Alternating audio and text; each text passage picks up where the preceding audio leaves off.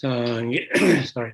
Sangye chodang zogi chonam la changchu baru da ni gyabsuji dagi chajinge besonam ge rola benje sangye drupa sho.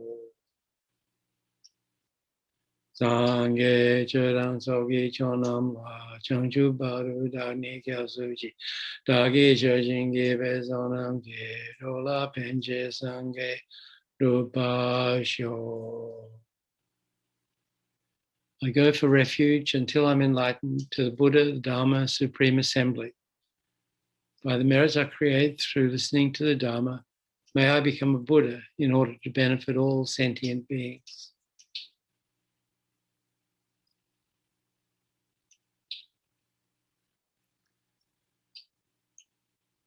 Okay, so that's very briefly taking refuge and generating bodhicitta.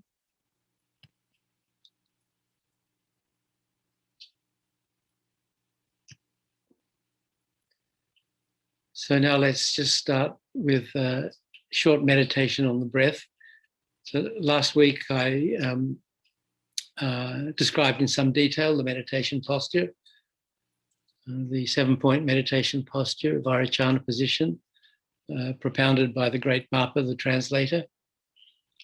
So, sit in that position or, whatever meditation posture you're used to.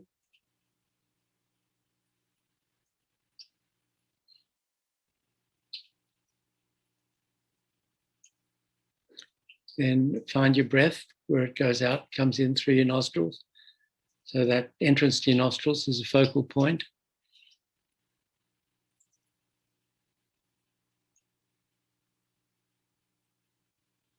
So you can feel your breath coming and going there. So we're going to try and concentrate on that point and on the breath coming and going for as long as we can.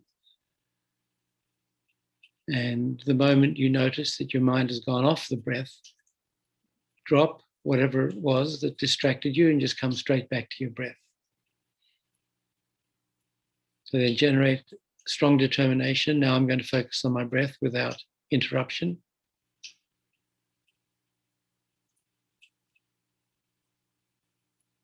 And with that strong determination, just focus on your breath for as long as you can.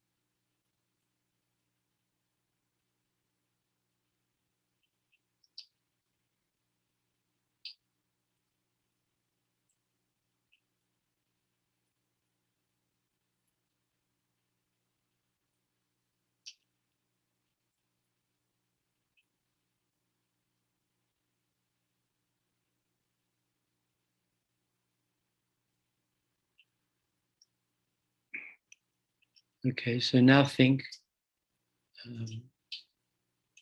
the purpose of my life is to lead all sentient beings from suffering to enlightenment. In order to do that, first I have to reach enlightenment myself. And that depends upon studying, understanding, meditating on, realizing the entire path to enlightenment.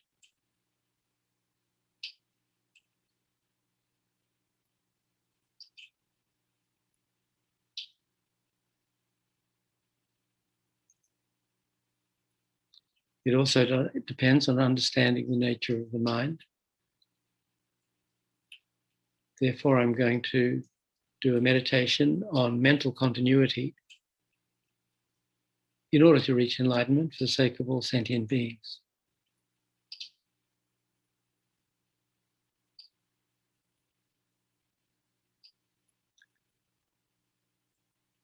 So last week, I spoke briefly about the nature of the mind and about mental continuity. And there's a meditation that Lama Yeshe taught us on mental continuity. So this meditation on the breath we've just done is out of the two kinds of meditation. That's concentrative meditation, or placement meditation, stabilizing meditation, single-pointed concentration. Many different names for the same thing, keeping our mind focused on a single point. Then along with that, the other kind of meditation is analytical meditation. So this meditation on mental continuity comes in that category of analytical meditation. So trying to keep our mind in the meditative space and in seated in the meditation posture. Try and do this meditation as I lead it.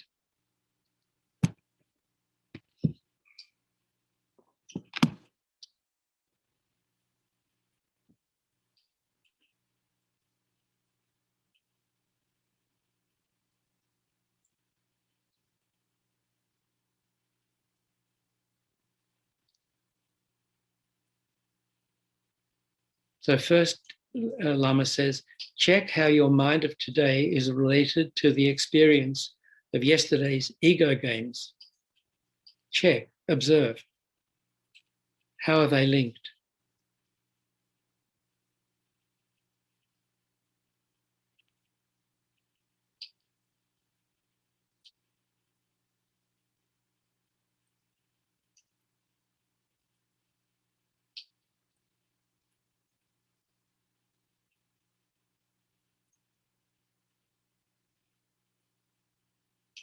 Similarly, check back to last week, last month, and last year.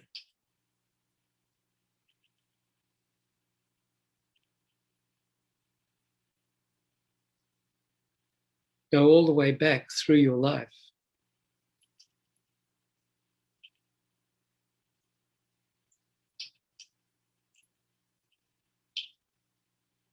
Check with your big wisdom eye how your ego and attachment have functioned over the years, how you've identified things at different ages, how you've perceived different views, all of which have been projections of your own ego.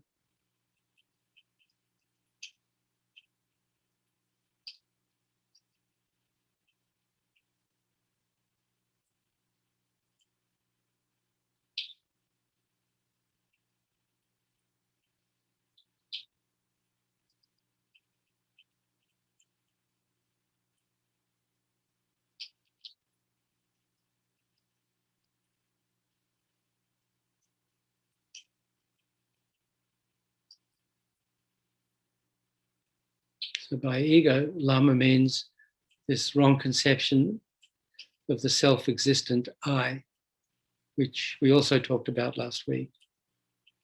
This feeling that there's a real I within us, sort of the driver of the car.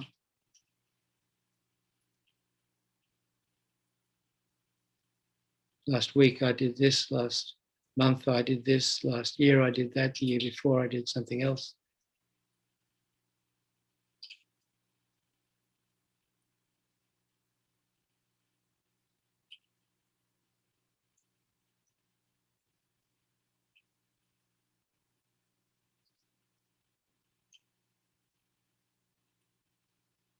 Take your mind back through the years, as far back as you can remember.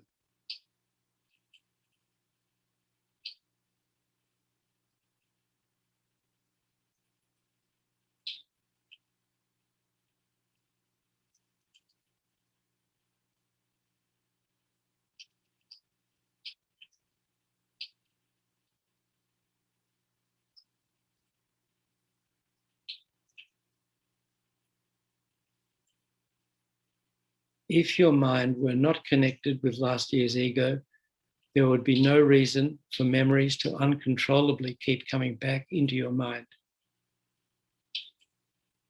Therefore, check how these experiences relate to the continuity of mind. Go back as far as your time in the womb, if you can.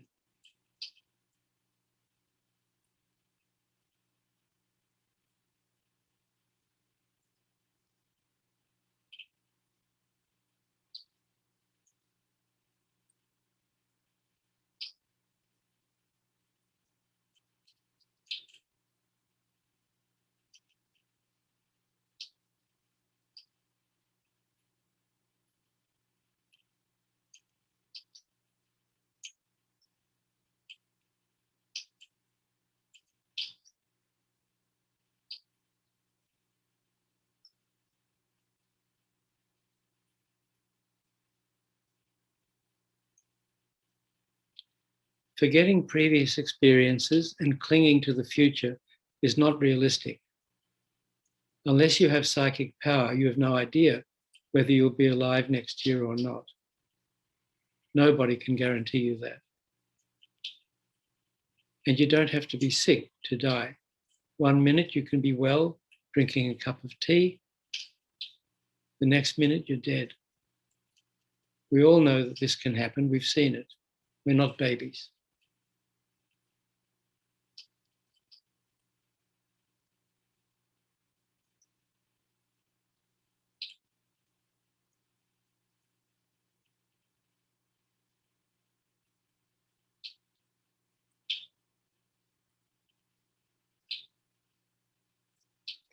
If you check well enough,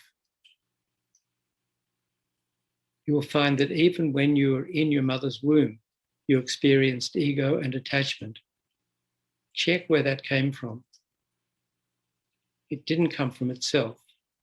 It had to come from something else. There is no such self-existent entity that doesn't depend on something else.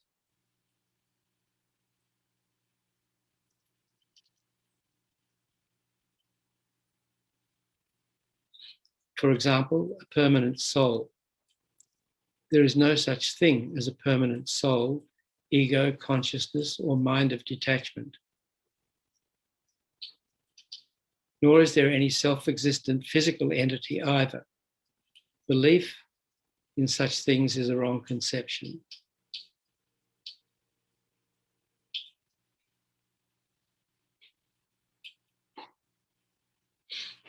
Some religions, like Hinduism or Christianity, talk of an eternal soul, but that's a misconception. They have no understanding of the characteristic nature of the soul.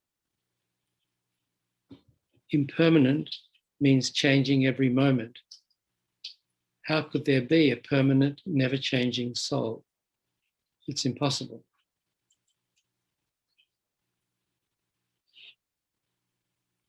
If you accept the existence of the permanent soul, you have to accept the existence of a permanent human being. It's impossible for there to be a permanent human being. Where is that person?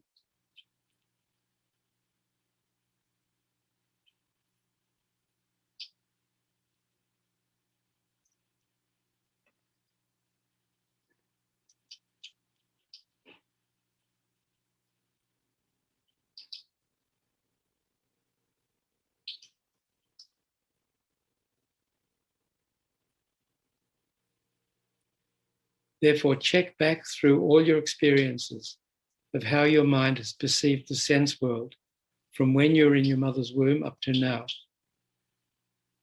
Check its different interpretations its different feelings. This meditation helps you integrate your mind and life and introduce a little order into both.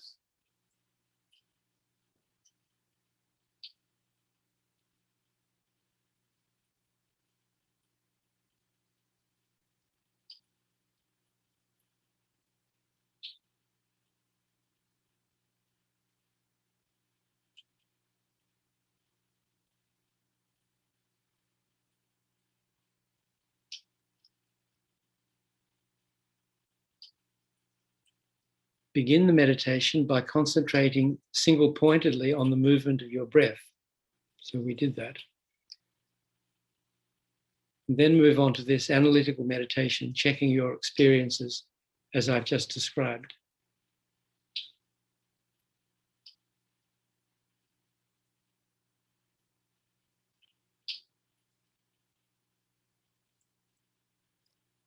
When you find an object or experience on which you want to focus, practice placement meditation and focus single-pointedly on that.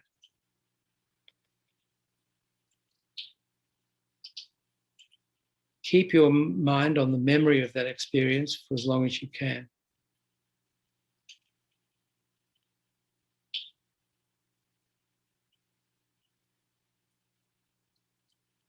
When your mind begins to get distracted by other thoughts, repeat your analytical meditation until you get to that point again and refocus your attention on it.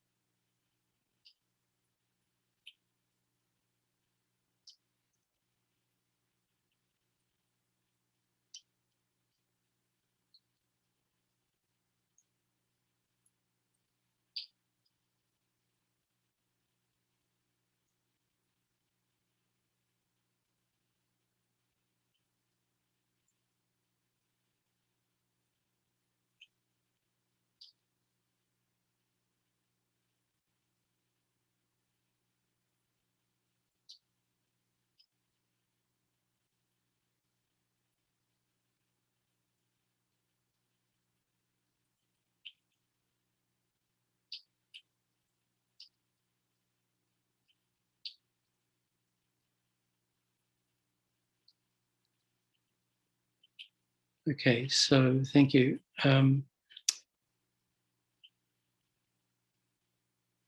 There's quite a bit of strange stuff in that. So this just by way of introduction to this meditation. I think it's something we can't spend more time on now, but it would be good if you could do it between now and next week. So I'll get Doris to send it out to everybody. And there's another slightly different meditation on mental continuity that Lama taught us as well, Lama Yeshe. So I'll find that and send that out as well. So those would be good to practice to get a feeling of how our mind functions, how one thought moment. First of all, to see that the mind is nothing other than a series of thought moments. And of course, as I said last week, the mind has many different aspects, the 6 primary consciousnesses and 51 mental factors and so forth. And, within one thought moment, there are 5 ever-present mental factors, for example. So I think you said, again, Don Hendrick is going to be teaching mind and mental factors later this year, I think. Did I understand that correctly? So would be very important to study that with him, and then meditate on these different aspects of the mind to really understand what our mind is and how it works. What we're trying to do here is just get a feeling for the mind continuity. And once we see how the mind is functioning in our life and how one thought moment arises completely in dependence on the immediately preceding thought moment, how one thought moment arises totally dependent on the immediately preceding thought moment.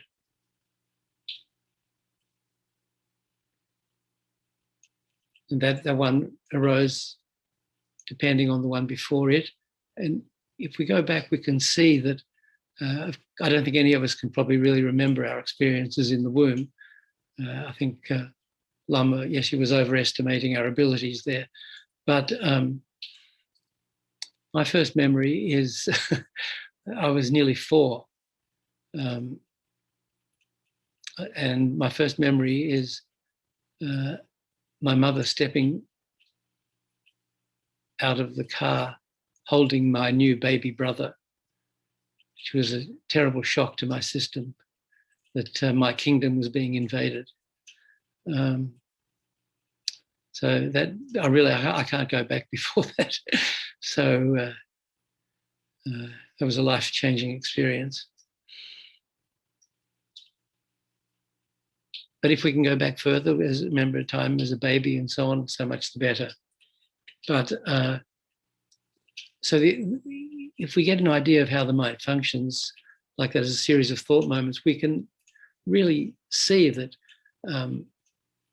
for the mind to start functioning in the womb, while we're developing as an embryo or a fetus, for the mind to start functioning, first there's nothing, then all of a sudden the mind starts functioning. It doesn't make sense. And if we really understand how the mind functions through experiencing it, we can see that we can more easily understand anyway that our mind came not from our parents, not from the brain, but from its own previous continuity, its own previous life. And from the mind in our previous life came from the previous life before that, and so on, back into beginningless time.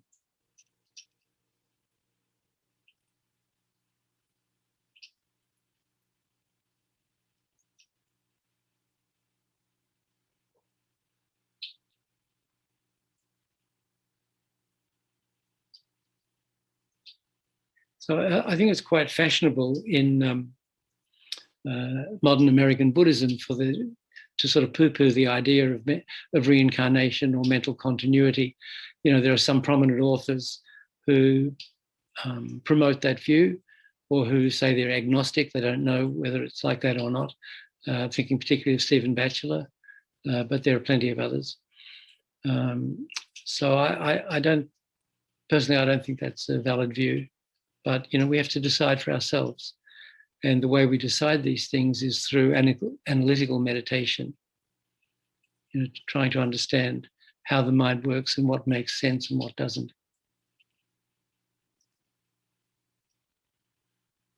Okay, so at the end of, so we'll send that out, and hopefully you can practice that meditation. And then if there are any questions about it, then we can address them next week. And so I finished last week by not giving time for questions and saying if there were any from last week's talk, we could address any questions now. So are there any? I don't have anything in the chat, Dr. Nick. I just want everybody to know, I'm not sure if everybody can see it. There are handouts in the chat.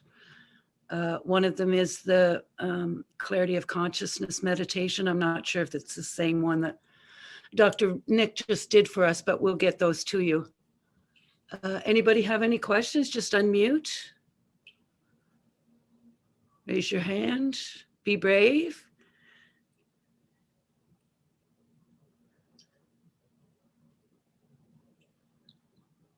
Okay, anyway, if anything comes up, you can just jump in at any time. You don't have to wait for the end or anything. So, at the end of the last thing we were talking about last week was the first of the Four Noble Truths. So I do want to mention this book, Lama Zopa Rinpoche's book on the Four Noble Truths. published by Wisdom, and highly recommended to, quite a big book on the Four Noble Truths. So you possibly won't find a better resource on the topic than this, of course, coming from our own teacher.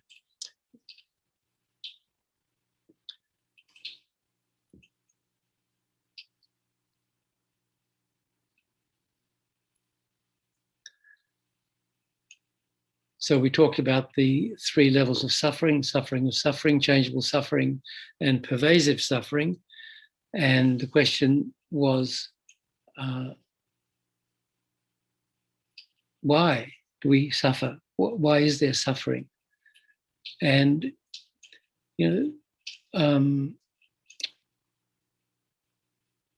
suffering is the result of a cause. So we might think, well, why did the Buddha teach the result before the cause? Because he taught suffering, and then he taught the cause of suffering. And then the third noble truth is the cessation of suffering. And that's the result of following the fourth noble truth, the path to the cessation of suffering. So why did the Buddha teach these four noble truths in that particular order? And the answer is simple, that by teaching suffering in detail first, the question would come in listeners' minds, well, why is it like that? So they'd be open to hearing about the cause of suffering. If he taught the cause of suffering before describing exactly what suffering was, people would think, well, why do I need to know the cause of suffering? I'm not suffering. If my life's okay, everything's good. Actually, it's not. And so the same thing with the cessation of suffering. If he taught the path to cessation of suffering before we were convinced there's such a thing as the cessation of suffering, we wouldn't have that much interest in following a path to a result that we think may not exist. So by understanding the third noble truth, cessation of suffering, we should think, wow, that sounds great. How do I get there? So that's the reason that Four Noble Truths were taught in the particular order they were.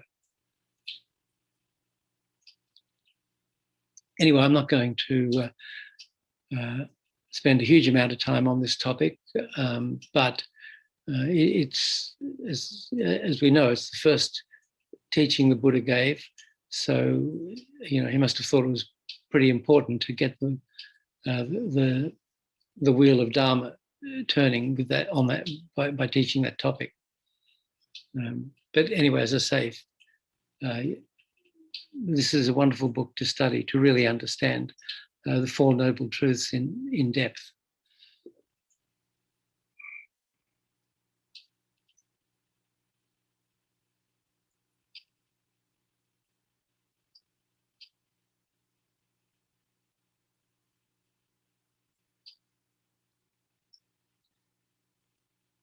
And, when we talked about the three levels of suffering, within that, there's also more detailed teachings, like on the 6 kinds of suffering, or the eight sufferings. So the Buddha really went to town on suffering. So then we ask, why are there these different kinds of sufferings? And the Buddha said that we experience these sufferings because they're the result of causes that we have been creating in our mind since beginningless time. So it's another, reason to understand the nature of our lives, the nature of cyclic existence, the nature of the world around us. It's important to understand mental continuity, and that there's not just this one life. And so the Buddha explained that these experiences of suffering are the ripening of negative karma that we've been creating in this life and in our beginningless previous lives. So there are really 2 causes. There are principal causes and there are secondary causes. or contributory causes. And the example usually given is like the seed of a plant. The principal cause of the plant is the seed, but the seed alone, if you take the seed of a plant and put it on the table, it's just going to sit there. It's not going to grow. So, it needs conducive circumstances to sprout and grow into a plant. So we have to put it in the ground, and then we have to, make sure the ground is suitable. It's free of stones and broken glass and,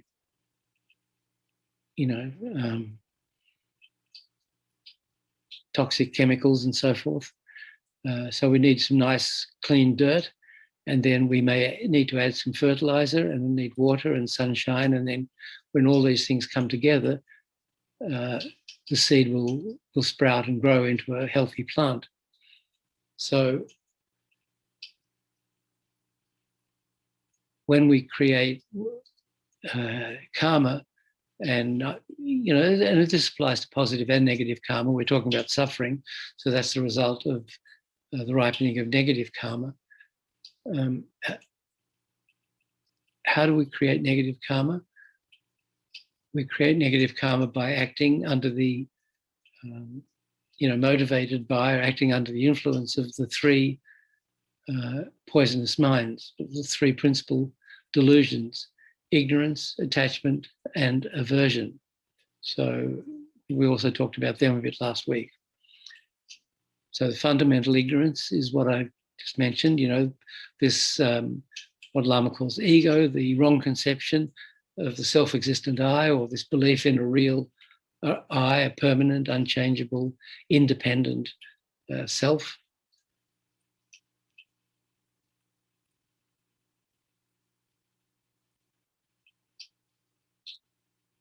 So that wrong conception, that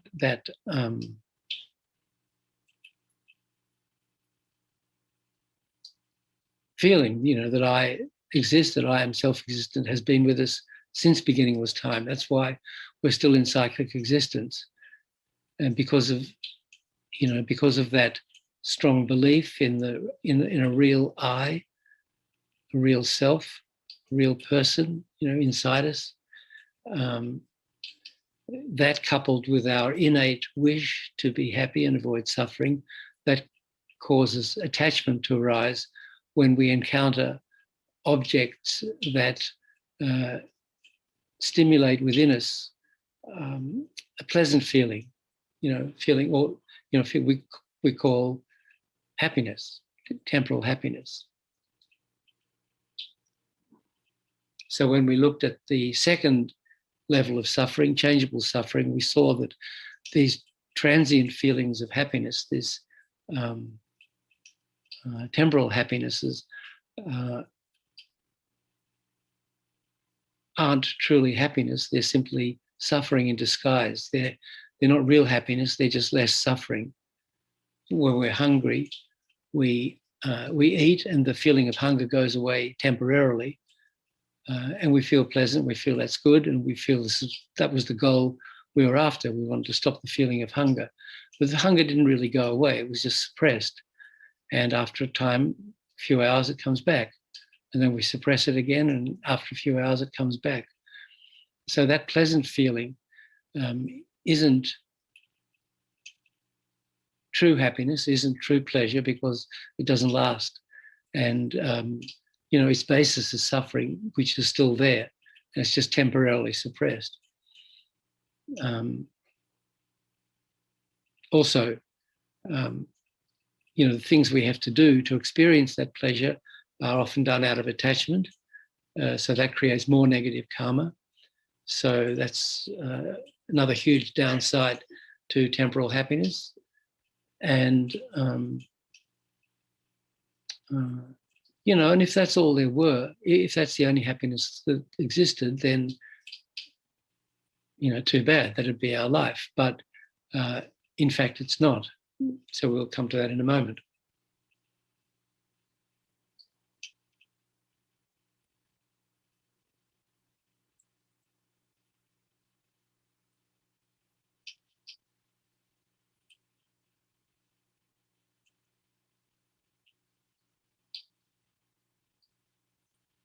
And then when something disturbs our quest for this temporal happiness, then we get annoyed, irritated, angry, upset, you know, and so the nature of attachment is, you know, attachment wants to sink into its object, almost to merge with it. So it's kind of, and it's, once we're attached to an object, it's difficult to separate from it. So it's like, you know, when oil meets paper, it sinks into the paper. It's very difficult to get the oil out. So that's the function of attachment, is to cling to and sink into its object. And the nature of anger, or at any level, is to want to destroy whatever it is that disturbed our experience of attachment. So when we act out of attachment, when we act out of anger, and then there are many branch delusions, as I mentioned last week. There are, you know, 6 principal delusions, 20 secondary delusions. So when we act under, you know, impelled by any of those, we're creating negative karma. We're planting negative karmic seeds in our consciousness. And those seeds remain in our consciousness until the circumstances are suitable for them to ripen into the experience of suffering.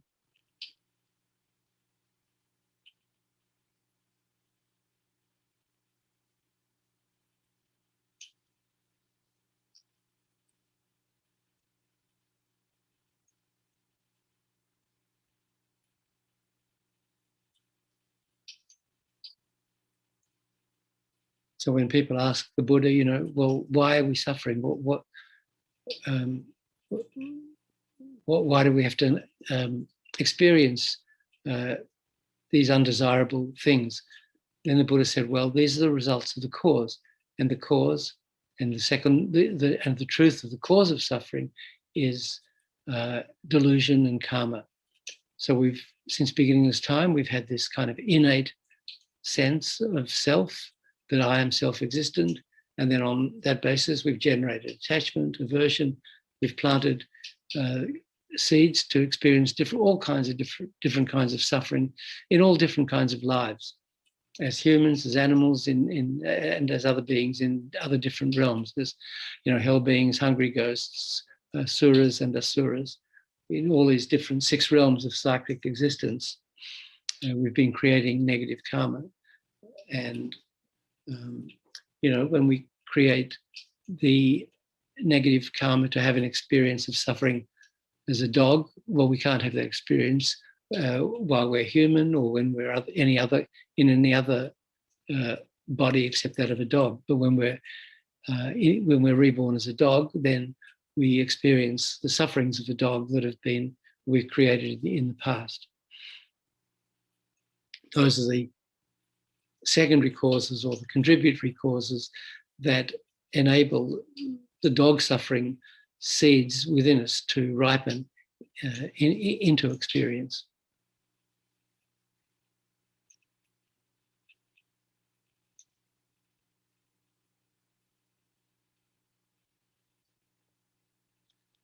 So then by that stage, you know, that, you know, we're experiencing these different kinds of suffering, and we've been experiencing them since beginning of this time because we've had the wrong conception of the self since beginning of this time. We've been creating, we've been acting under the influence of attachment, aversion, and so forth since beginning of this time. It's like an exhausting, depressing situation, you know. So, you know, by this time, when the Buddha's audience was feeling totally despondent, he said, but wait, that's not all there is. There's this suffering can totally cease. So then people perked up. Oh, it doesn't always have to be like this? No. Well, how can suffering cease? It's beginningless. Why, you know, how can we get rid of it? Why can we get rid of it? Because it's the result of the cause. And the cause, the fundamental cause of suffering is the wrong conception of the self, a mistaken idea of how we exist. So because there's a mistaken idea, there's a correct idea of how we exist. So, there's the rub. That's how if we replace the ignorance of how we exist with the wisdom of how we exist, then we can begin to get rid of suffering once and for all.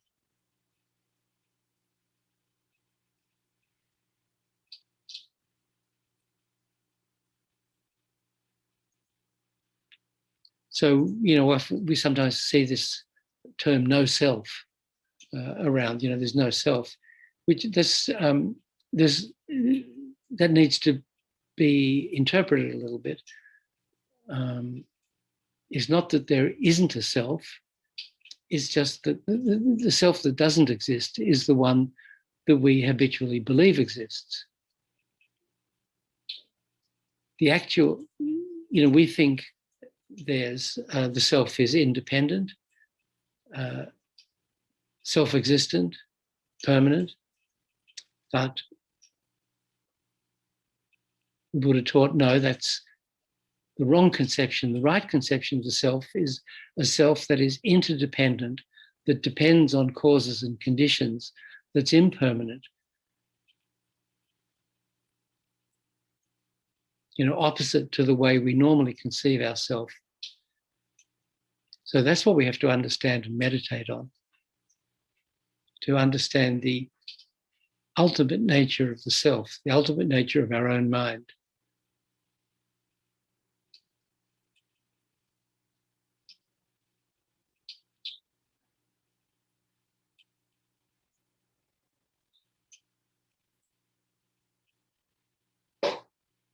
So by realizing the ultimate nature of our own mind, we can attain the cessation, the third noble truth, cessation of suffering. So then everybody's, wow, that sounds amazing. How do I experience that? How do I put an end to the suffering? So then came the fourth noble truth, the path to the cessation of suffering. So in our tradition, this path is taught as the graduated path to enlightenment, not just to cessation of suffering, which is, liberation from cyclic existence. So, last week we looked at the wheel of life, the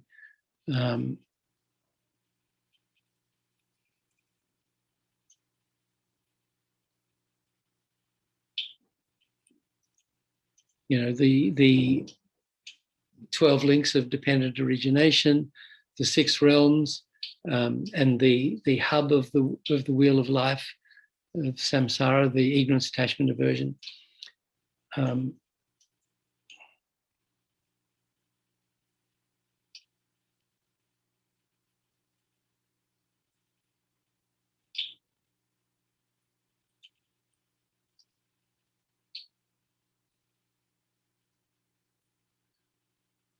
So the way we get off that wheel is by realizing the ultimate nature of our own mind.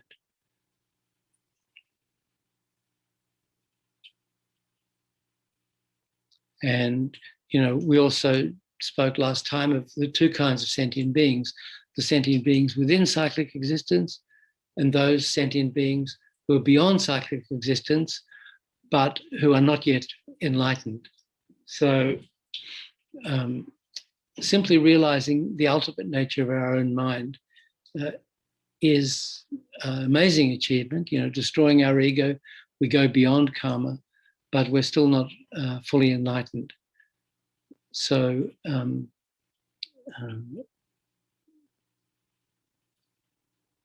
to go from individual liberation to enlightenment, we also need to develop bodhicitta. So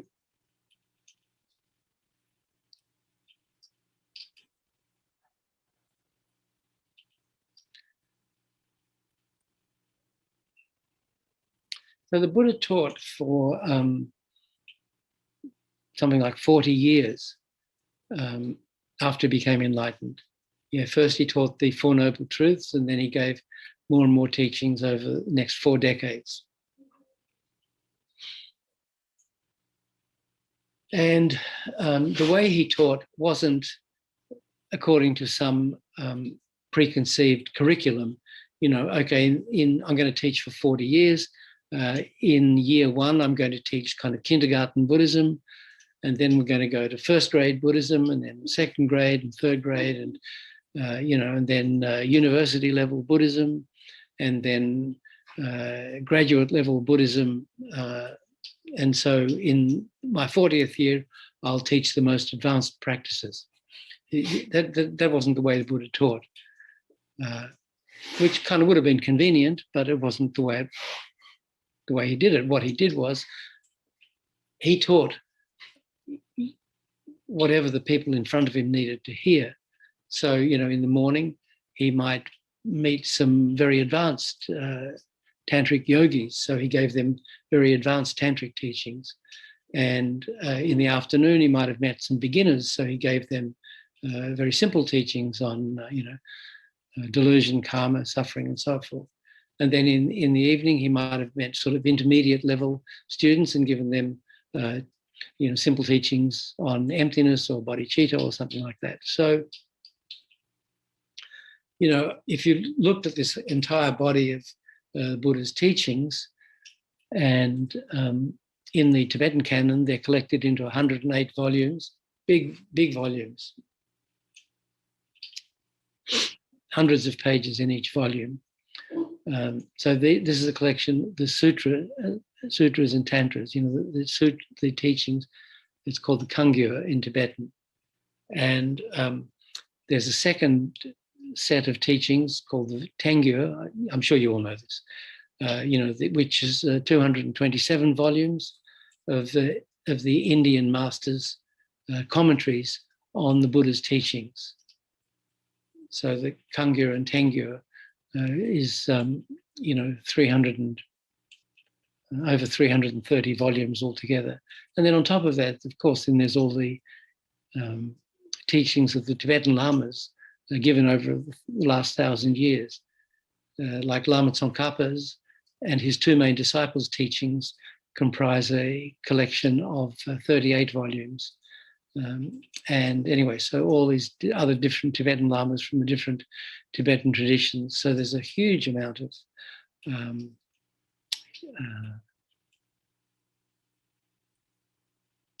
Dharma teachings that were given in Tibet.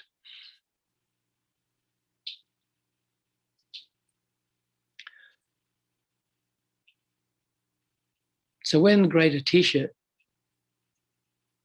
came to Tibet to restore Buddhism after an anti-Buddhist king had tried to destroy it in about 1,200 years ago,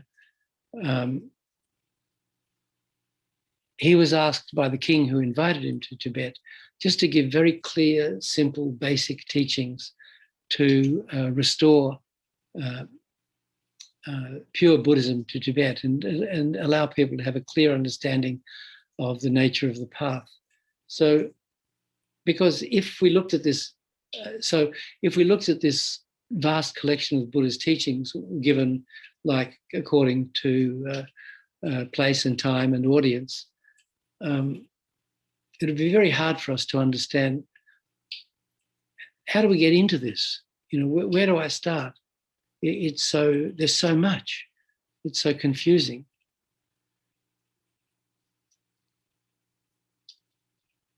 So to make it a little easier for beginners,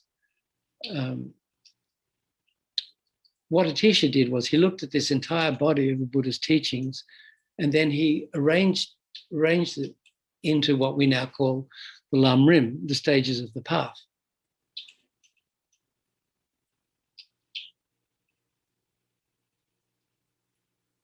And the overall arrangement is sometimes called the 3 scopes. Lama Zopa Rinpoche doesn't like that word, scope.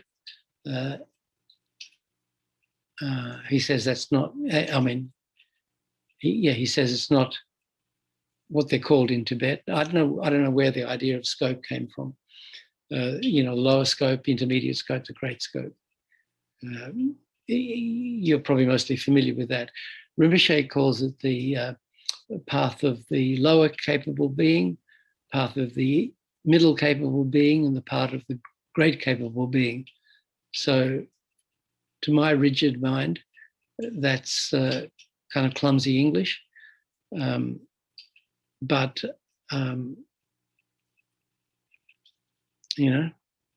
So we can grammatify it into the path of the practitioner of least capability, the path of the practitioner of intermediate capability, and the path of the practitioner of greatest capability. So, are you all familiar with the outline of the lamrim, or the stages of the path? I'm sure at this stage you must be.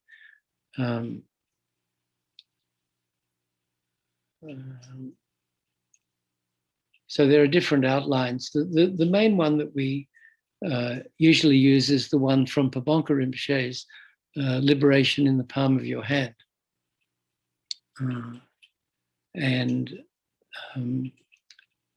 So there are a couple of PDFs where that outline is nicely laid out. So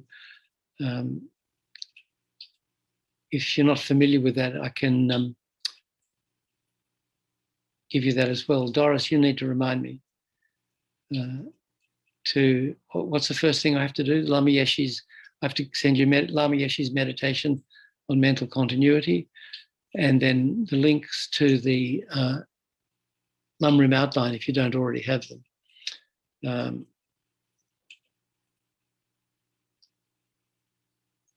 So I'll do that later.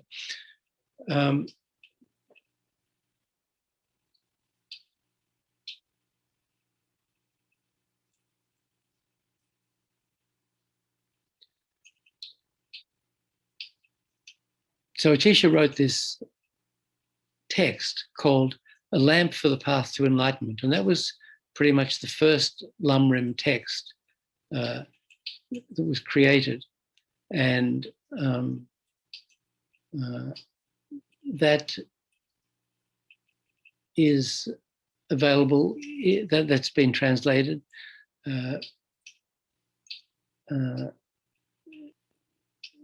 There's a commentary on that by Geshe Sonam Rinchen, who was the teacher at the Library of Tibetan Works and Archives in Dharamsala, who took over from the first teacher there, Geshe Ngaon Dage. Geshe Dage went to New Zealand, and Geshe Sonam Rinchen took over, and many of his books have been published, translated by his translator, Ruth Sonam. And one of those books is called Atisha's Lamp for the Path to Enlightenment. So that contains the root text and Geshe Sonam Rinchen's commentary on it. It's a very important book and very important text.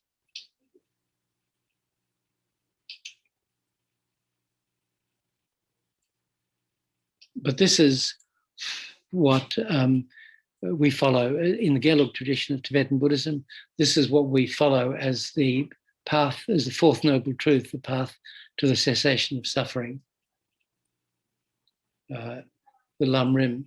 So different lamas gave commentaries on Atisha's Lamp for the Path to Enlightenment. And one of the greatest commentators on that was Lama Tsongkhapa, the founder of our tradition, the Gelug tradition.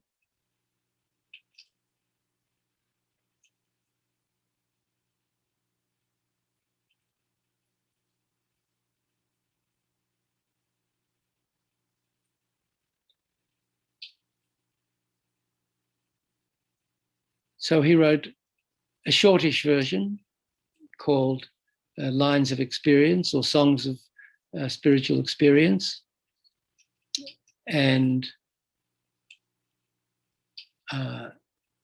we published a book here at Lama Yeshe Wisdom Archive for the late Geshe Gelsen Center in Los Angeles, based on his teachings His Holiness gave in LA, I think in the 90s. So that book, which is out of print at the moment, I think, but you can read it online at lamayeshe.com. It's called Illuminating the Path to Enlightenment. And His Holiness combines commentaries on Atisha's Lamp for the Path and Lama Tsongkhapa's short lamrim called Songs of Spiritual Experience. And the appendix, one of the appendices to that book is the Ruth Sonam's translation of Atisha's Lamp for the Path. So you can see that online. So that is really incredible book, actually. His Holiness the Dalai Lama giving commentaries on Atisha's Lamp for the Path and Lama Tsongkhapa's Songs of Spiritual Experience, or Lama Zopa Rinpoche, I think, calls it the hymns of spiritual experience.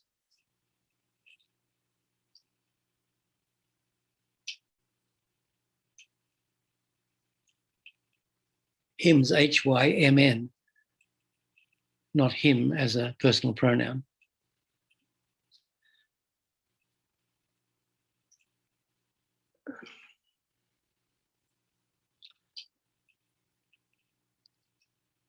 And so Lama Tsongkhapa also wrote a middle-length lamrim text, which goes into a lot more detail, and that has just been published by Wisdom Publications, the middle-length lamrim. So I think that's one of the prescribed texts in the FPMT's basic program. I don't know if you've studied the middle-length lamrim with Don or not, but it'd be a good thing to get him to teach. Middle-length lamrim, just been published. And then, of course, Lama Tsongkhapa's major work, the great treatise on the stages of the path to enlightenment, which was published around 20 years ago by Snowline in 3 volumes.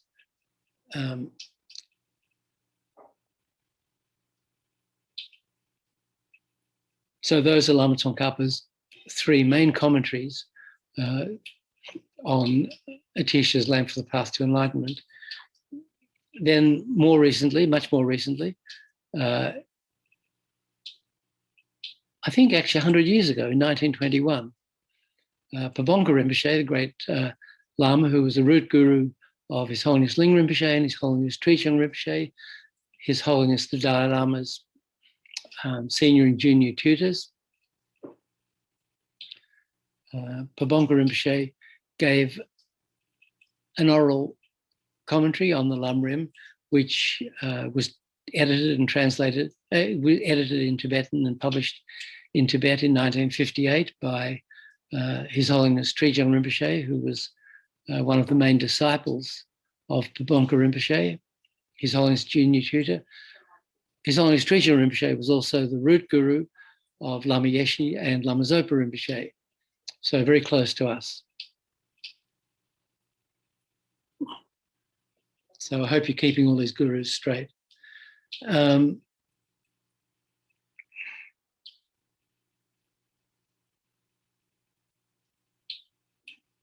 So that's liberation in the palm of your hand.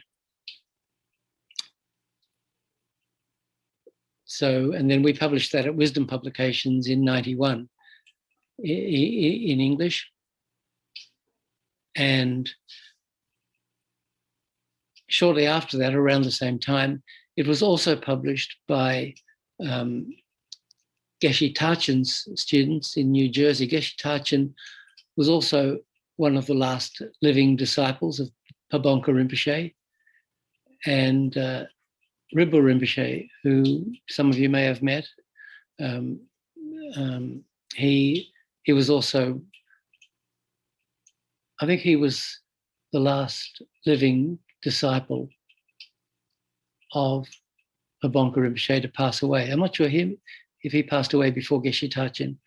But anyway, Geshe Tachin's people in New Jersey published Liberation in the Palm of Your Hand under the title of Liberation in Our Hands in 3 volumes. So that's a slightly different translation.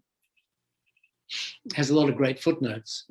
So if you like footnotes, that's a good version to get. But really, if we want to seriously study the lamrim, we need to have, His Holiness's book, Illuminating the Path to Enlightenment, where which contains Atisha's text and Lama Tsongkhapa's short lamrim, the Songs of Spiritual Experience. That has Ruth Sonam's translation. Also, Geshe Thupten Jinpa has also got a translation of Songs of Experience or Songs of Spiritual Experience on his website, tibetanclassics.org. So those are fundamental texts. And then the middle-length lamrim of Lama Tsongkhapa, then the great lamrim of Lama Tsongkhapa, and then these 2 versions of Liberation in the Palm of Your Hand. And, and there are many other now lamrim texts. There's Essential Nectar, which is a favorite. I think it's a 18th or 19th century lamrim by Yeshe Tsondru, with a commentary by Geshe Rabten called Essential Nectar, published by Wisdom. I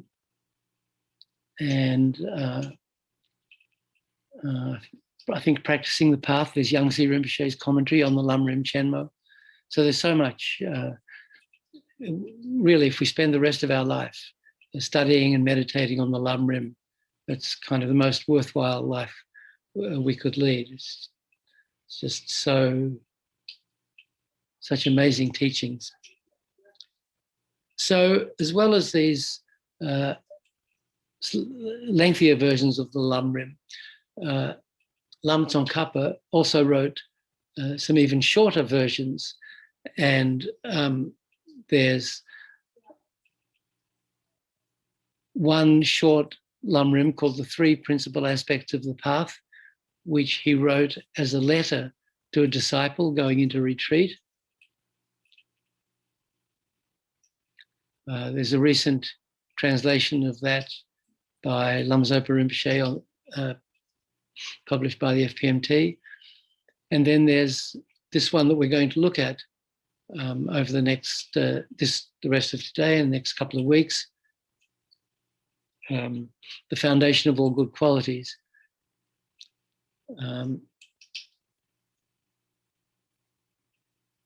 So these very short ones, which are the entire lamrim in a few verses, 10, 15, 20 verses. They're called glance meditations on the lamrim. There's another one by Losang Jinpa Dorji Chung, I think his name. I don't know if you're familiar with this daily practice that Rinpoche has recommended for all of us, that contains like a motivation and mantras for blessing the mala and for blessing the speech and all these other different preliminary practices. That starts with another glance meditation on the lamrim by this Lama Losang Jinpa. So there are a number of glance meditations, and Rinpoche says that if we can read one of these every day, just to plant the seeds of the entire path to enlightenment, that is one of the most worthwhile things we can do. It takes a minute to read, which is not necessarily the recommended way to do it, but if that's all you have time for, 1 or 2 minutes to read a glance meditation, see the whole path to enlightenment at a glance.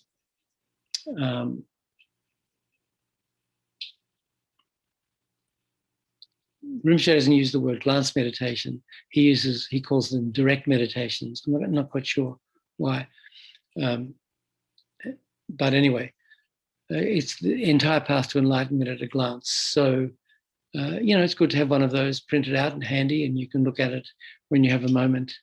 And, if you have more than a moment to read each verse and think about it and do at least a short analytical meditation on it, so much the better.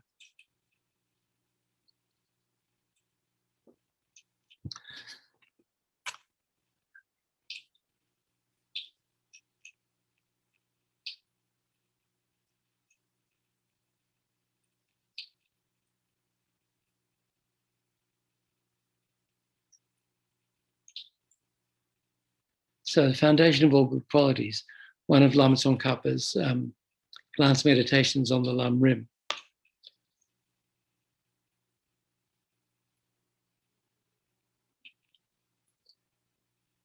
So I think we've sent you the link to Khunu Lama Rinpoche's commentary on foundation of all good qualities. As I mentioned before, it's in this book, Teachings from Tibet.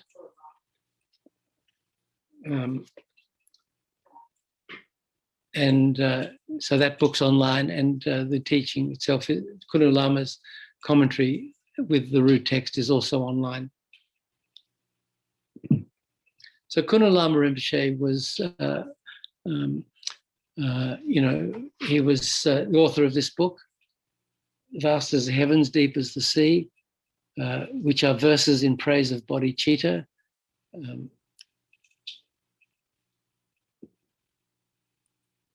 So he was an amazing scholar. He was born in India, but spent many years studying in Tibet, and later gained, he was very nondescript looking, and he never traveled with a big entourage or anything like that. But so people, didn't pay any attention to him really until he gave teachings on Shantideva's Guide to the Bodhisattva's Way of Life to His Holiness the Dalai Lama. Then as one of the teachers of His Holiness the Dalai Lama, then he became very famous amongst Tibetans. And he came to Nepal in February 75, when a bunch of us were living at Kopan as newly ordained monks and nuns. And Rinpoche took us down to see him, and we received 2 teachings from him. Both of them are in this book. One was actually a commentary on Atisha's Lamp for the Path. So maybe we should do that one day. And the other one was this commentary on Lama Tsongkhapa's Foundation of All Good Qualities.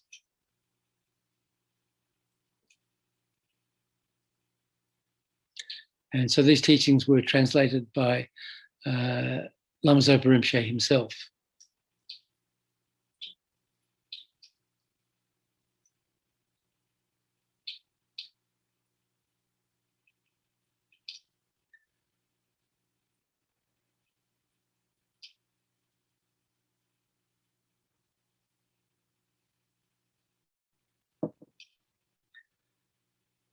So I'll just read you Khunu Lama Rinpoche's preamble to the teaching. The ultimate purpose of listening to teachings is to receive enlightenment.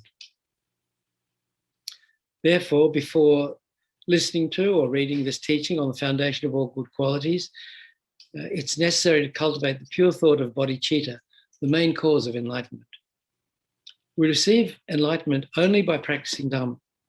Without practicing Dharma, there's no way to receive enlightenment. Enlightenment can be received only through the practice of Dharma. So there are 2 types of Dharma, outer and inner.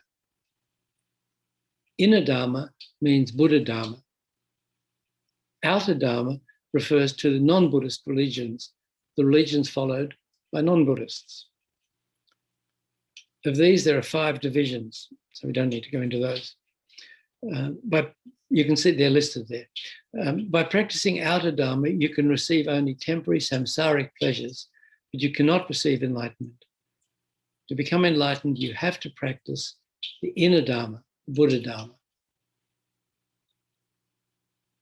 With respect to Buddha Dharma, there are 4 schools of philosophical thought: the Vaibhashika, the Sautrantika, the Chittamatra, and the Madhyamaka. These 4 schools encompass the 2 main divisions of Buddha Dharma, the Hinayana and the Mahayana. The Vaibhashika and the Sautrantika are Hinayana schools. So the Hinayana is literally the lesser vehicle, the small vehicle. By practicing the Hinayana, we can attain individual liberation, but not enlightenment. Chittamatra and Madhyamaka are Mahayana. The teachings that we should practice are those of the Mahayana, in particular those of the middle way, the Madhyamaka school, whose view is the best, the most perfect and pure. But while the view of the Madhyamaka school is purer than that of the Chittamatra, and is that which we should study, when it comes to extensive action or skillful means, the teachings of the Chittamatra and the Madhyamaka are the same. The Madhyamaka therefore contains the best teachings on both profound view and extensive conduct. So extensive conduct means, the practice of bodhicitta. Lama Tsongkhapa's great treatise on the stages of the path to enlightenment, Lamrim Chemo, elaborates in great detail the steps of the sutra or the paramitayana path. But when it comes to Vajrayana, it states simply that we should enter this path. It doesn't explain the graduated path of Tantra in detail, as it does the sutra path. However, there's also another text by Lama Tsongkhapa called the Ngagrim Chenmo, or the Great Treatise on the Stages of the Tantric Path. So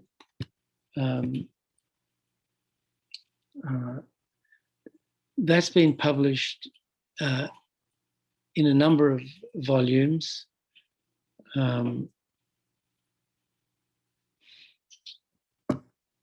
As it happens,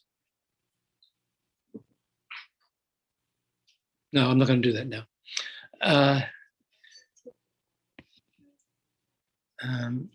But anyway, so Lama Tsongkhapa didn't just write the graduated path to enlightenment, the stages, great treatise on stages of the path to enlightenment, and leave it at the sutra path. He also wrote another tantric path, graduated path to enlightenment. So, by studying and practicing both of those, we can reach enlightenment more quickly. So then Khunu Lama says, so the short text by Lama Tsongkhapa we're going to talk about here, the foundation of all good qualities, is rooted in the Madhyamaka teachings and is therefore very important that you understand it. So these 4 different schools of Buddhism, you've probably studied the tenets with Gendon Hendrik. Yes? No? Somebody? Anybody? We just you haven't studied tenets with him? With Venerable George doing tenets. Oh, Venerable George. Okay, great. So then, by studying the tenets, you'll understand what Khunu Lama Rinpoche is talking about here, these 4 philosophical schools, and the different, getting more and more refined view of the ultimate nature of existence. So the highest view, as Khunu Lama says, most perfect pure view, is in the Madhyamaka. The Madhyamaka actually has 2 divisions, the Svatantrika Madhyamika and the Prasangika Madhyamika. So of those 2, it's the Prasangika that is the very, very highest and most pure view of emptiness. And that's the one, taught by Nagarjuna and Chandrakirti and Shantideva and Lama Tsongkhapa.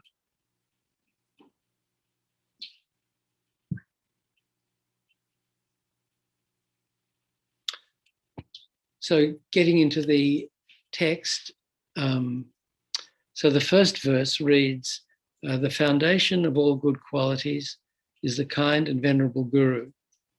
Correct devotion to him is the root of the path. By clearly seeing this and applying great effort, please bless me to rely upon him with great respect.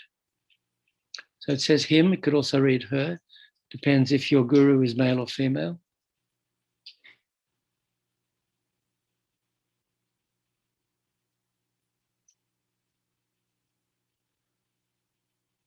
We could write them, even when we could use the singular them, but I'm too old to get my mind around doing that.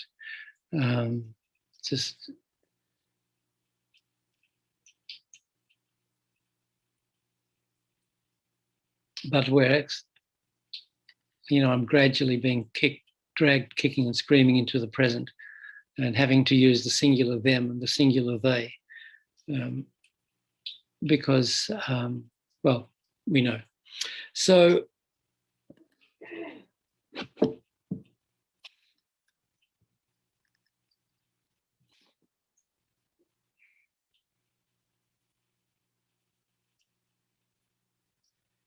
Khunu Lama's commentary on this is, this verse obviously is about guru practice. All the good qualities of liberation, the boundless state, nirvana, freedom from cyclic existence, and enlightenment, the ultimate goal, depend upon the guru.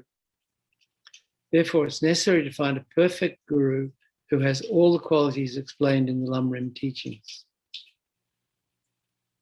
Our responsibility as disciples is to follow the guru's instructions exactly.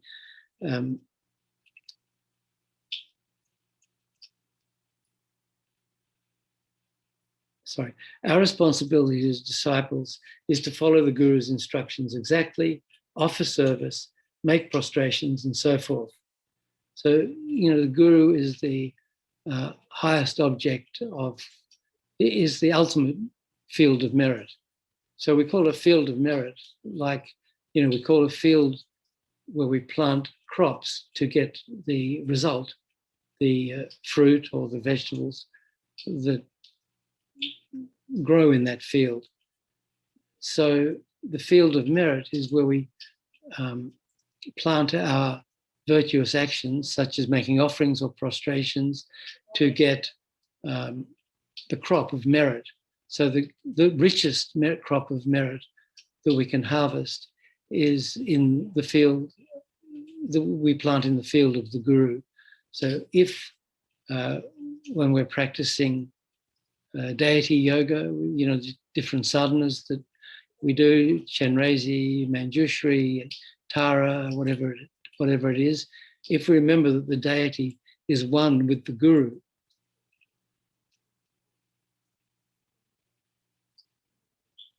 and we remember that when we're doing these practices with the deity, that this is really the guru appearing in that aspect according to our karma to guide us on the path to enlightenment, then we create the most merit. So we're,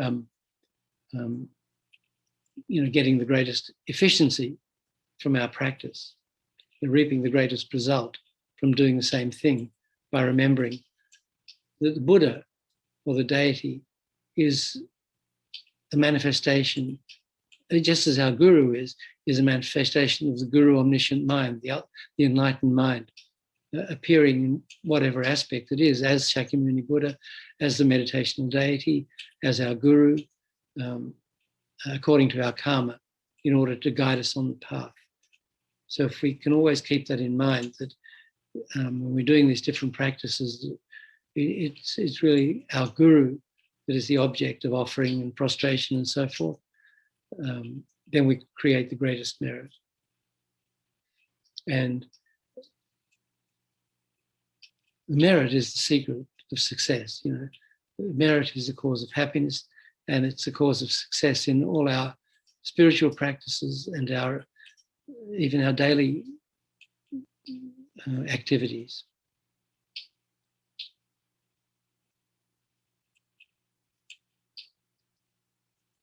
By following the perfect guru perfectly, we can receive enlightenment. If instead we follow a misleading guide, a false teacher, all we'll receive is rebirth in one of the lower realms, such as the hells. Why do we need a guru? Because we're trying to reach enlightenment and we don't know what it is. The guru knows what enlightenment is. Therefore, we need to find and then follow a guru. Since the extremely kind and venerable guru is the foundation of all good qualities, which is the name of this text, and it's the first line. The foundation of all good qualities. The good qualities, liberation, enlightenment. The first thing we must do is to find a perfectly qualified guru. Then we must follow that guru correctly by making offerings, offering respect and service, and doing whatever else should be done. But the main thing, the most important thing, the essence of following the guru correctly is to follow the guru's instructions correctly. Exactly.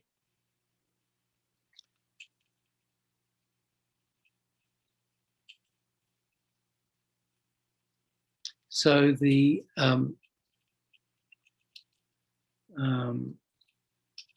most extensive teaching on the guru and how to find a guru, how to decide whether this is a valid guru or not, and then how to follow the guru in thought and action. All that's explained in Lama Zopa Rinpoche's amazing book called The Heart of the Path, which is by far the most extensive commentary on guru devotion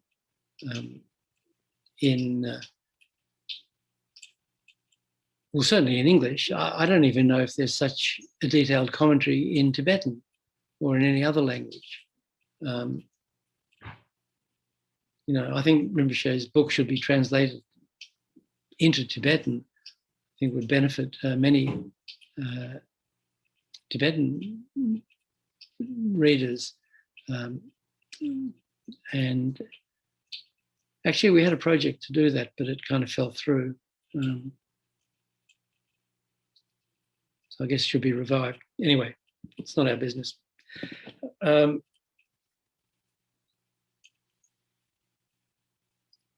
So Heart of the Path is the extensive teaching on how to follow the guru exactly, which is what Khunu Lama Rinpoche is emphasizing that we have to do. Then he says, this text, the foundation of all good qualities, although short, explains the entire graduated path, including the 6 perfections, especially the perfection of wisdom, and the necessity of entering the Vajrayana path, the quick path to enlightenment. Next verse, the second verse, then explains the difficulty of receiving a perfect human rebirth. And that reads, understanding that the precious freedom of this rebirth is found only once is greatly meaningful and difficult to find again. Please bless me to generate the mind that unceasingly, day and night, takes its essence.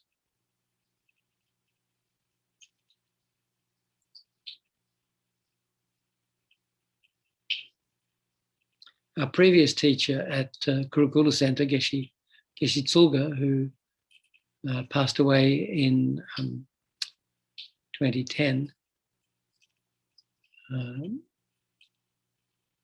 he had us all memorize the foundation of all good qualities in English.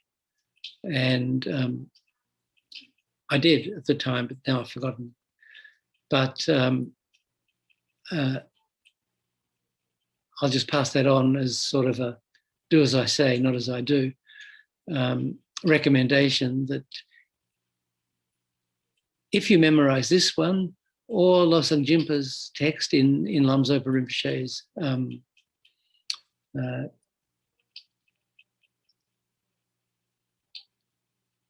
daily practice, what's it called? It's called the method. What's it called? The method of finding happiness. Sorry, I can't remember the title. Anyway, the Losang Jinpa glance meditation, or the 3 principal aspects of the path. When one of these short lamrim texts, kind of feel I'm forgetting one or two others. Anyway, if you can memorize one of those and you have it in your mind and you can recite, you don't even have to read it every day, then you can just, while you're driving, you can recite it. Or if you can make a recording of it, and as you're driving or going around, you know, listen to yourself reciting it, then you can gradually memorize it that way too.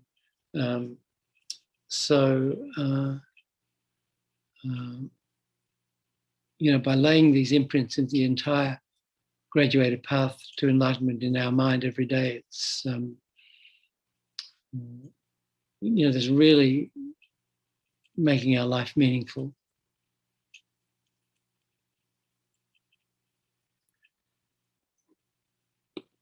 So Khunu Lama Rinpoche says about this second verse, since beginning this time, in numberless bodies, we've been wandering through the 6 samsaric realms. But this is the one time that we've received a perfect human rebirth. A rebirth such as this, which is free from the 8 unfree states and possessed of the 10 richnesses, will be extremely difficult to find again. We can see how rare it is by meditating in 3 ways: on cause, example, and number. It's hard enough to find an ordinary human rebirth, let alone one with these 8 freedoms and 10 richnesses. The perfect human rebirth is much harder to find than a regular one.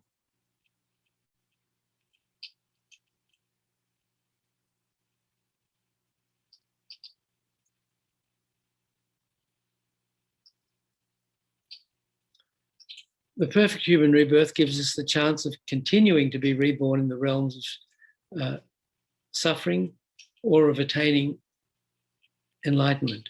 It offers every possibility.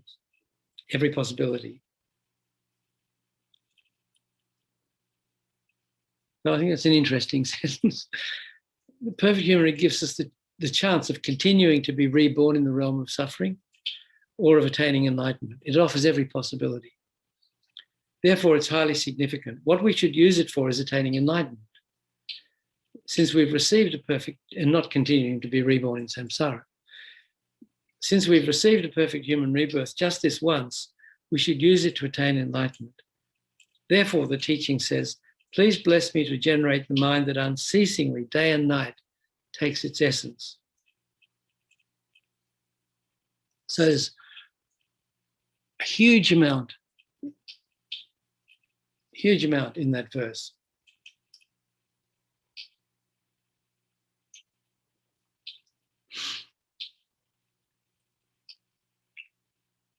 So first he says, well, the verse says, you know, understanding the precious freedoms of rebirth is found only once. Khunu Lama says, but this is the one time that we've received a perfect human rebirth.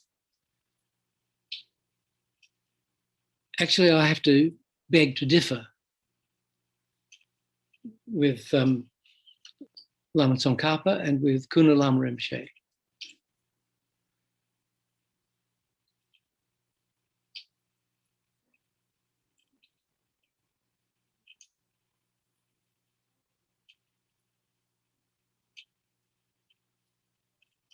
You know, this perfect human rebirth has 8 freedoms and 10 richnesses.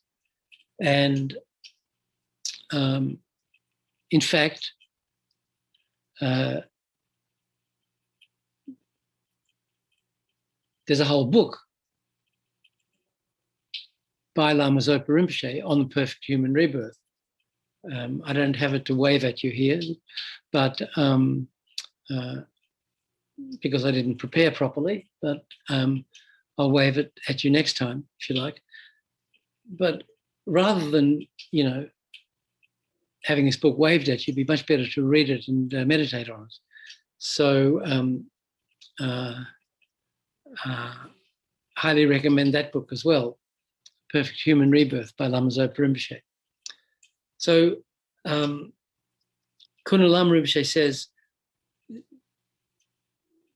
this is the one time we've received perfect human rebirth, and it's extremely difficult to find again.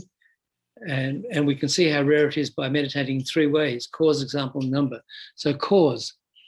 So this perfect human rebirth has 18 attributes,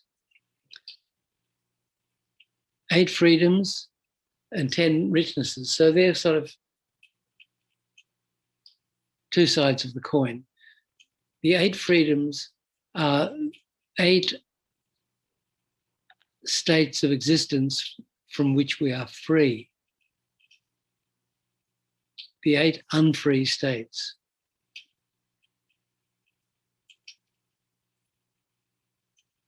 The 10 richnesses are 10 things,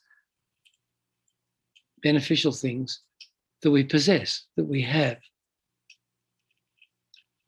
So each of these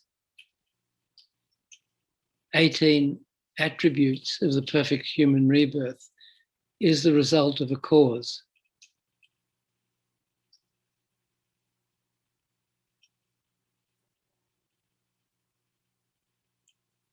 So the reason that this perfect human rebirth is said to be found only once isn't to be taken literally, but it's so rare that it's as if it were only received once. It's so rare that it might as well be considered as just one time. So if we understand that we have to create the cause of each of these 18 attributes, and each of them is created by practicing Dharma, and then we look at what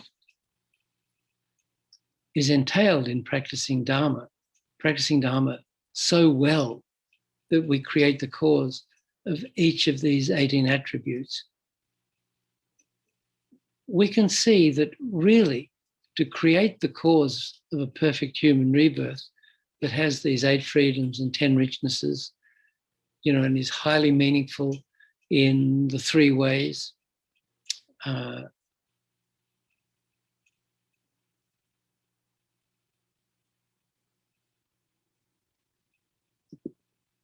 to create the cause of this perfect human, we basically need a previous perfect human rebirth to have created the cause of this one. Because if we don't have a perfect human rebirth, you can say it's virtually impossible to create the cause of another one. So not only have we had one before to create the cause of this one, but we must have had ones before that to create the cause of that one.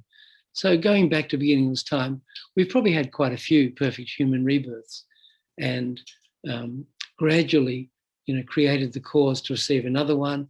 And then maybe we've gone a long time between perfect human rebirths because our practice wasn't that great, just as it isn't that great in this lifetime. Excuse me if I'm insulting anybody. But these vast stretches of time when we're in the lower realms, when we're in the God realms, when we're in a human realm where we can't practice Dharma for one reason or another, between these vast periods of time, there are the odd perfect human rebirths. So this is not a literal teaching. So of the teachings that the Buddha gave, some are called definitive teachings, where it's literal, he's, mind is beginningless. That's no doubt about that.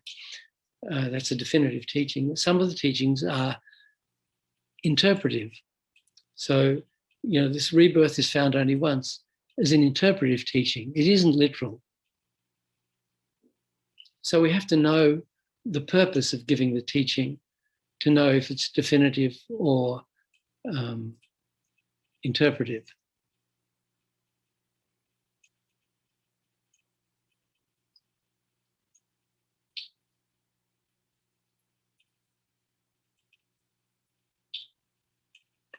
So I think you probably all know the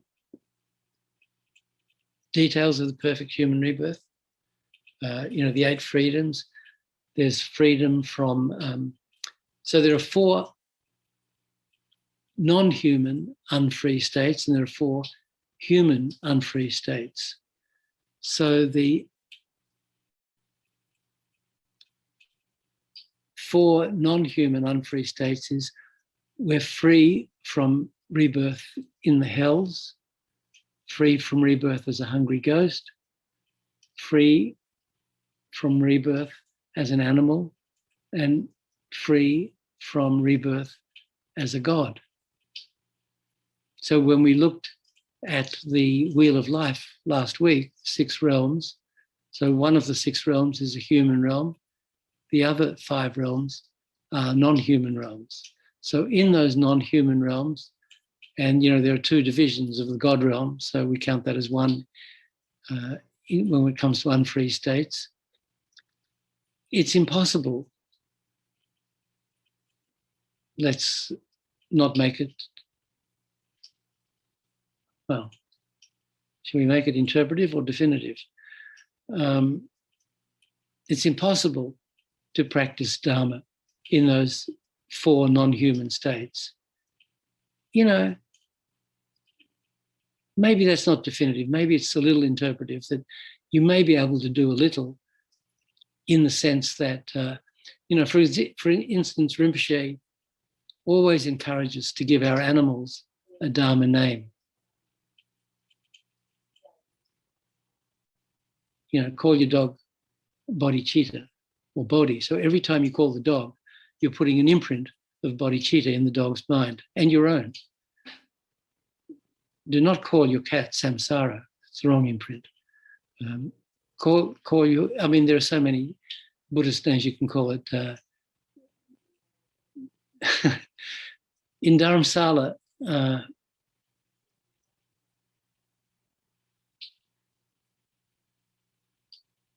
think it was 79 or 80, Lama Yeshe was given a dog. Now my memory is gone. Anyway, he finished up with 2 dogs, a Chihuahua called Lama and a Tibetan Upso called Yeshe. So, and he wanted to breed the Lama with Yeshe. So this is Lama's divine sense of humor. So Lama and Yeshe, the Chihuahua was too little, or the male Lama was couldn't get it on with female Yeshe, so he never bred this Lama Yeshe cross. But so later on, Yeshe bred with some other Lhasa Apsos, or with Pekingese. No, that's right. He was given a Pekingese in Holland. Yeshe was Pekingese, not Lhasa Apso. She was a nasty little dog. If you went near her when she was eating, she'd kind of take your arm off. And so Lama couldn't get it on with the Pekingese. I don't know where Lama got the Chihuahua from. Anyway, they both finished up at Dharamsala, and then Lama bred the Pekingese with Lhasa Apsos, and then so there are 4 or 5 puppies. Lama used to call it his dog farm. I don't know. You can see that we have photos of Lama. I think maybe in Big Love there's a photo of Lama with some of his dogs playing in the snow at Dharamsala. So Rinpoche gave these dogs names. One was Dzogchen, one was Tongyi. Dzogchen is the great perfection, and Tongyi, and Lagsam, the great intention, where you become determined, take personal responsibility for reaching enlightenment, the step before developing bodhicitta. One was Jangsem, which is bodhicitta. Tongyi was emptiness, Dzogchen. And the 5th one was, might have been Ngechung, renunciation, can't remember. So he named the three principal aspects of the path. So when you call the dog, Dzogchen, Dzogchen, and Dzogchen was remarkable because he could climb up the fence and escape, and the other dogs would be watching him, and they couldn't figure out how to climb up the fence, but Dzogchen was always escaping. So that's kind of appropriate, the great perfection, you know, meditating on the Mahamudra. So anyway, Rinpoche says that so that's one of the only ways, you know, Rinpoche would say to these dogs, Dzogchen, repeat after me, Amani Pemi Hum. The dog could never repeat it. So that was the dog's method of practicing Dharma, to hear the mantra, to hear the name. So that's how limited animals are. But at least they can be born in the realm with humans or any other animal, and we can give imprints. So that's when we do, you know, Rinpoche's famous, when we do the animal liberations, you know, very important that we save the animals from immediate death of being killed and eaten as food, or whatever we rescue, you know, worms from being used as bait and so forth. That's important. But more important, Rinpoche says, is to give them the Dharma imprints. So, you know, we sprinkle them with blessed water. We circumambulate them around hundreds of thousands of holy objects. So here, behind me, there's this table with a small Maitreya Buddha, and then inside that kind of wicker box, there are hundreds of thousands of deity images, and the people at the Singapore Center, where they do extensive animal liberation. I think they've liberated 200 or 250 million animals over the last 20 years or so. They created this set of cards with the 35 Buddhas and you know, so 100,000 deities in this small condensed pack of cards. I think you can't see it; it's on the other side of that. But so we circumambulate the animals around as many holy objects as you can, you know, before liberating them.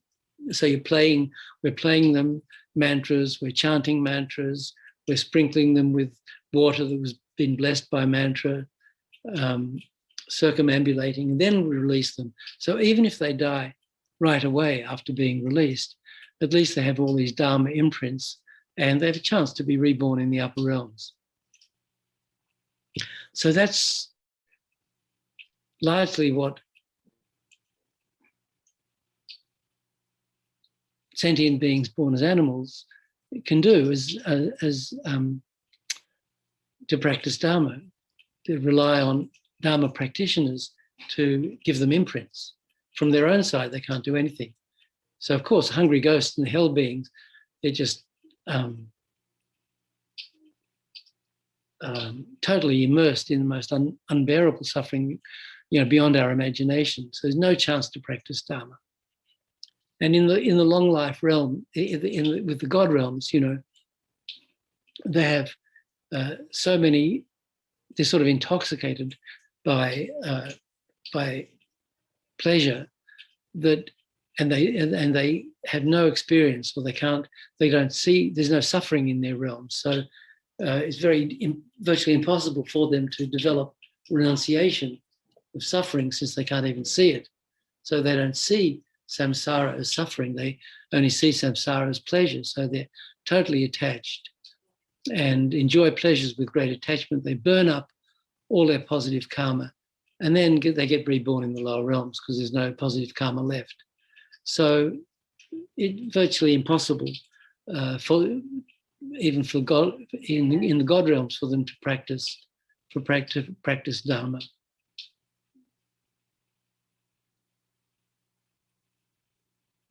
So there's incredible, you know, pride and arrogance of their beautiful bodies made of light, and their incredible surroundings, and their beautiful people, friends, and so these are the 4 unfree human states. So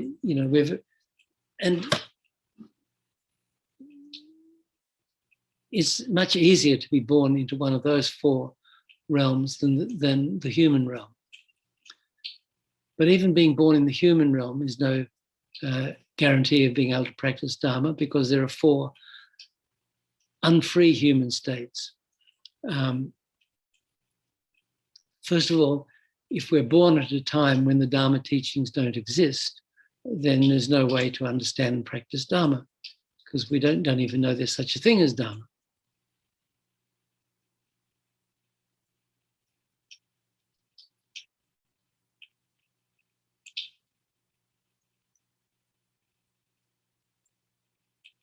So Rinpoche explains, the 4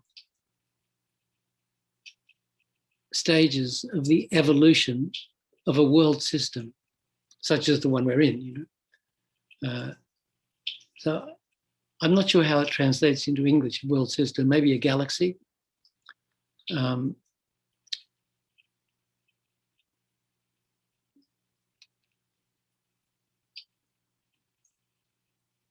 So a world system goes through 4 stages. First of all, there's the great eon of evolution. So this is when the world system is coming together and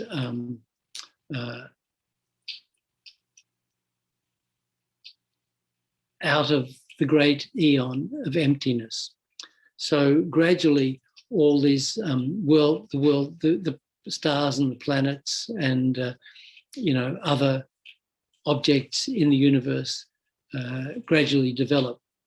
Then there's the great eon of relative stability, when the physical universe is fairly well evolved and life and can support life. So then the different realms develop in that world system, the hells and the hungry ghosts and the animal realms, the human, the god realms, and so on. And then that lasts for a great eon. And then there's the great eon of disintegration. So when this whole thing breaks up in wind, water, fire, and so on. And then all the physical matter disintegrates into its constituent particles. And there's the great eon of emptiness. So it's not really empty, but it just, all the matter is disintegrated into energy. So we don't see solid bodies. But the potential is there, and in this great eon of emptiness.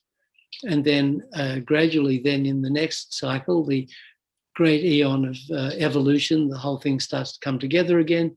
Another great eon of relative stability, disintegration, emptiness. So round and around like that through these 4 cycles.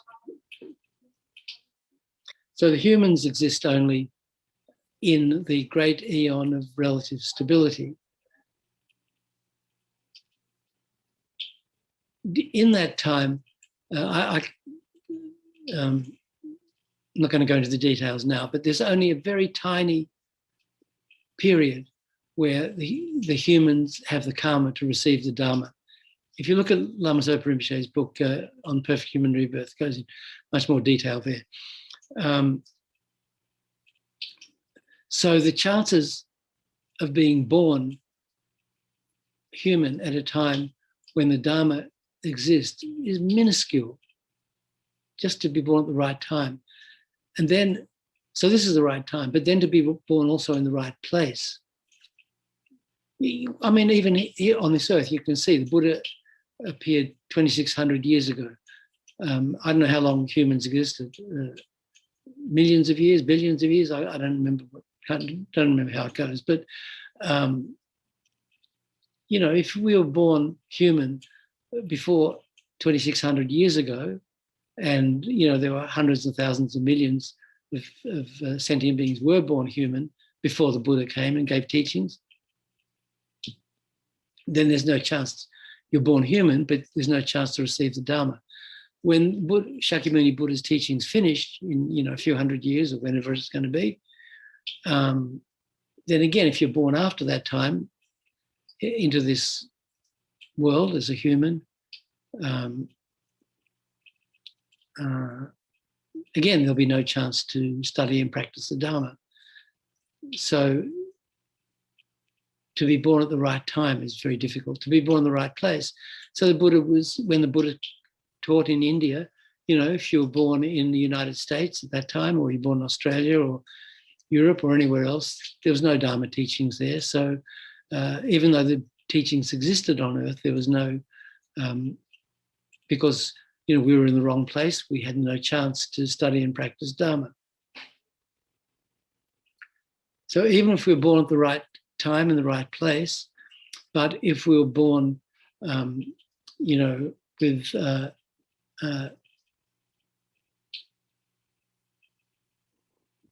physical or mental handicaps, or what's the right word? I'm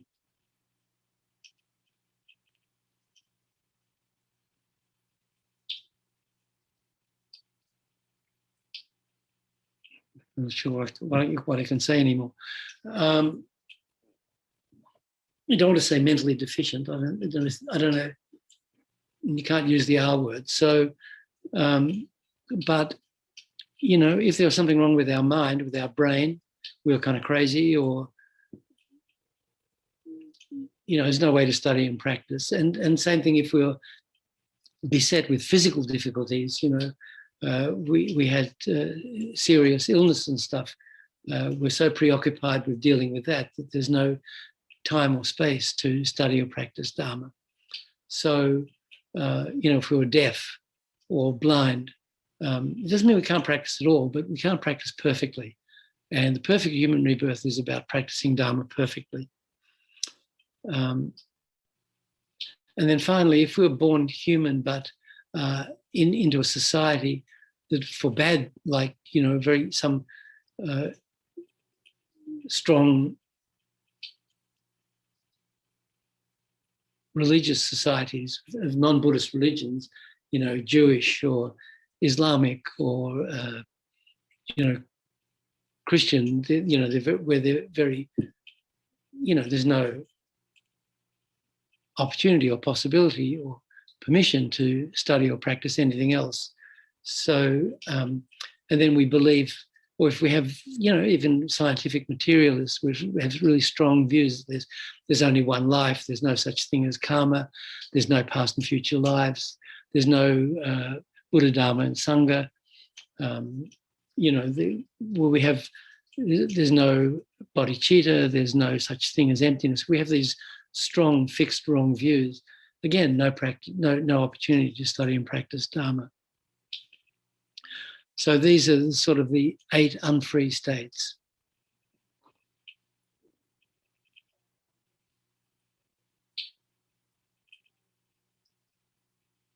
So to create the cause not to be born in those states is very hard.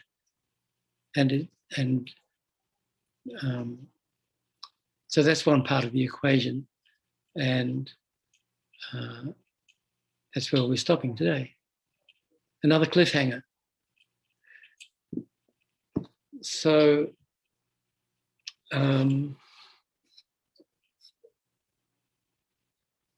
okay, I see there's 34 things in the chat. I don't know what they all are, but. Well, I put in a lot of information. I hope everybody will look. I'll stick around if anybody wants to download what I've put in there. Yeah, thanks, Doris. That's great. Significantly, there's the PDF for Liberation Palm of Your Hand. The whole copy is there for you in the lamrim outlines. And one of the continuity of consciousness meditations is there. Okay. So please have a look, everybody. You ready for prayers, Dr. Nick? Yeah, so we'll do the prayer just a moment. But let's just remember the meaning that we generated bodhicitta at the beginning. So just right there, we created a lot of merit. And then we've been discussing Khunu Lama Rinpoche's commentary on Lama Tsongkhapa's text, Foundation of All Good Qualities. So, more merit by studying that and thinking about it, having faith in it. So in order to protect the merit, this precious merit that we've created from being destroyed by, getting upset or angry or getting wrong views later on. So we do this dedication by, thinking that because of this merit, may I quickly reach enlightenment for the sake of all sentient beings.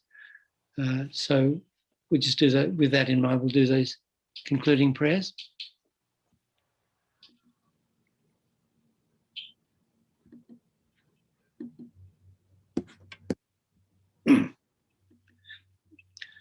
Evadi nyo duda lama sangye rugyone rowa jiya malupa deizala obajo.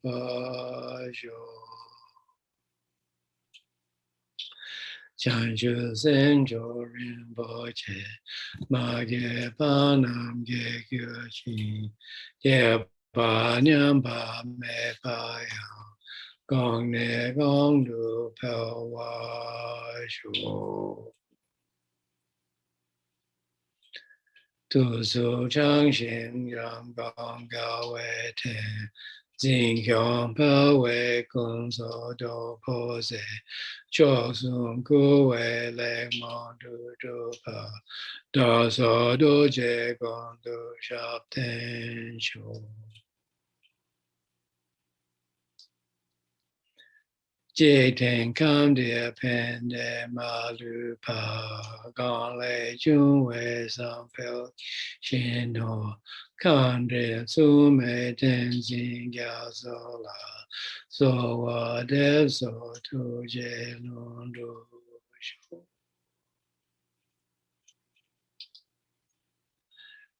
La Ba Nu Jo Se De Ro Wa La, Gyao Wa Kun Le La Pe Din Chen Je, La Ya Sam Shin Jo De Ri Lu So, Jun La Kan Drin Den Pe Kye Sha So.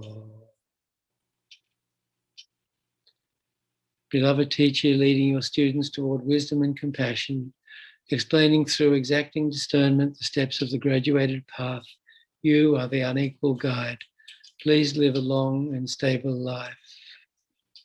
So that's also, fortunately Geshe Sharabla recovered from COVID, but here our resident teacher, Kurukulla Center, Geshe Tinley, was involved in a serious accident about 10 days ago. He's still in hospital, had a couple of surgeries, and seems to be on the road to recovery, but it could be a long road. So please also dedicate for Geshe Tinley's swift and complete recovery from his recent accident. Thank you. Thank you very much.